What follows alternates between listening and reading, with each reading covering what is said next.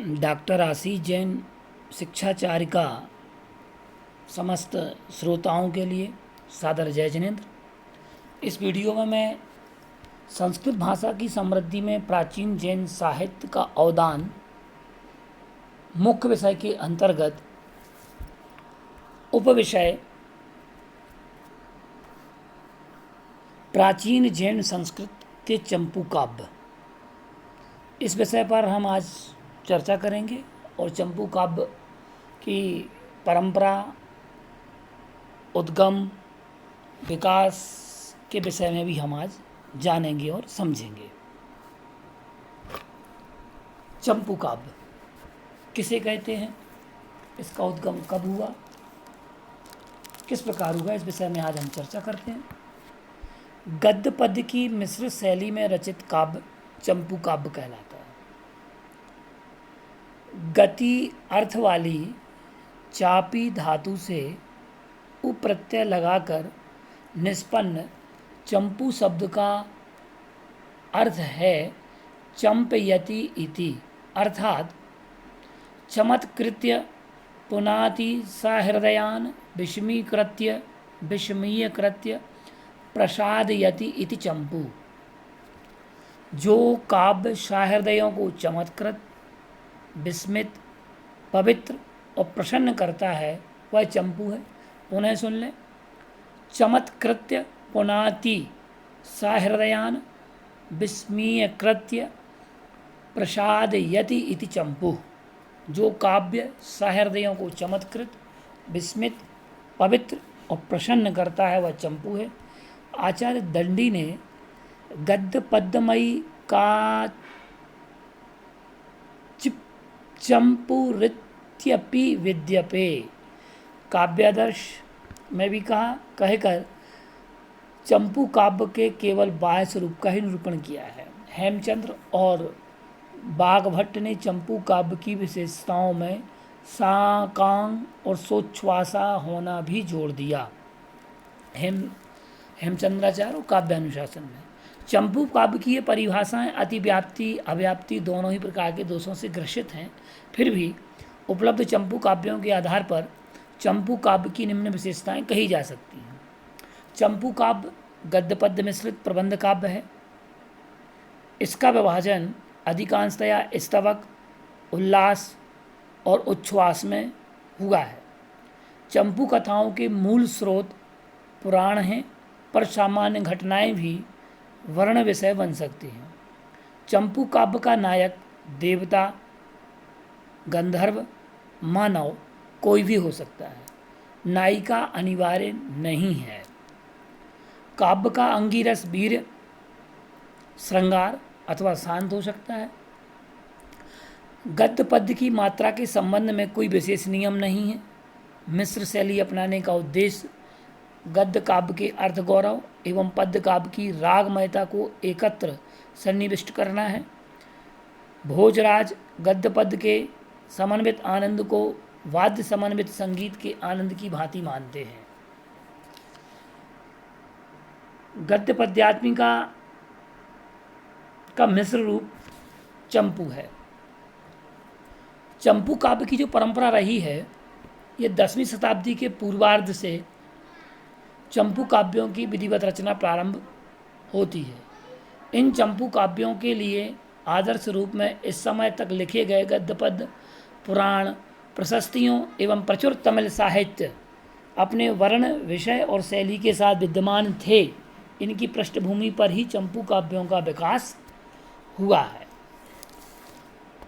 आज हम प्राचीन जैन संस्कृत चंपू काव्य, वैदिक चंपू काव्यों में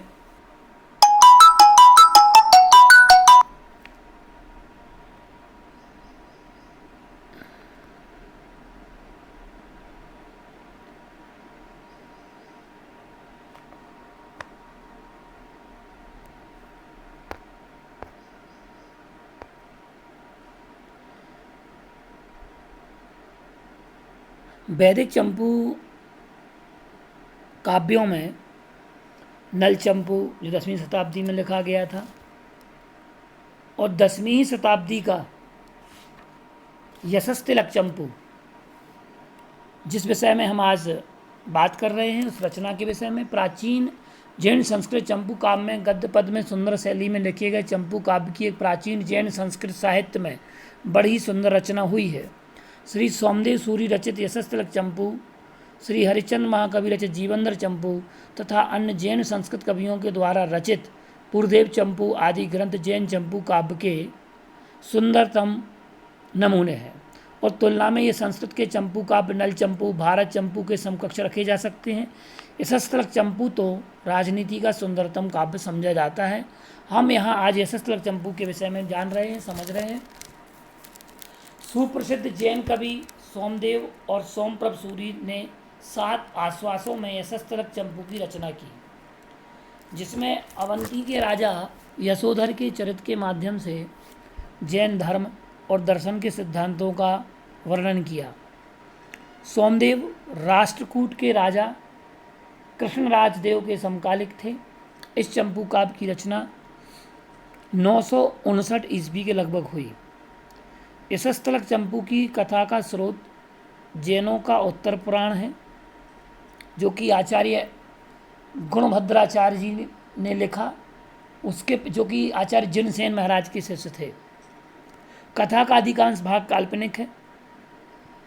कथा पुनर्जन्म के विश्वास पर आधारित है। यशोधरा की को कुक्कुट, मयूर, अज, मत्स्य आदि विभिन्न पशु पक्षियों की योनियों में जन्म लेना पड़ता है।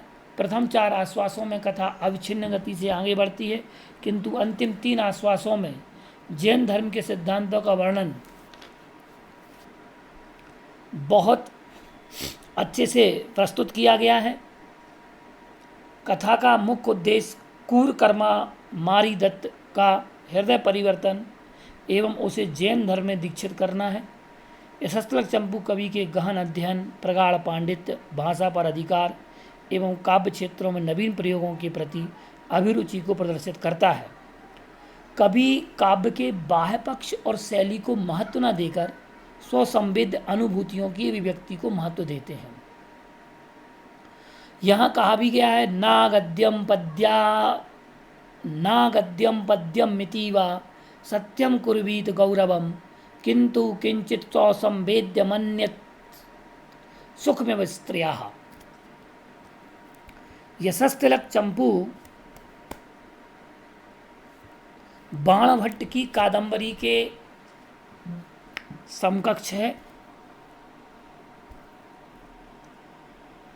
और भी जो अन्य चंपू ग्रंथ हैं उसके समकक्ष है। और ये कादंबरी की भांति इस चंपू काव्य की कथा अतिलौकिक नहीं है। यह एकमात्र ग्रंथ है जो अत्यंत मार्मिक एवं करुण मानवीय कथा को आधार बनाकर चला है।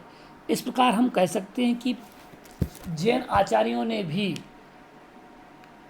गद्य और पद्य दोनों पर समान अधिकार से लेखनी का प्रयोग किया, साहित्य का सृजन किया और संस्कृत साहित्य को समृद्ध किया।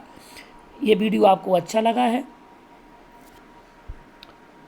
तो आप इस वीडियो को शेयर करें और आगे अगले वीडियो में मैं आपके बीच में पुनः संस्कृत भाषा से संबंधित एक नया वीडियो लेकर के आपके सामने आऊँगा। डॉक्टर आशीष कुमार का जय जिनेंद्र। नमस्कार मित्रों।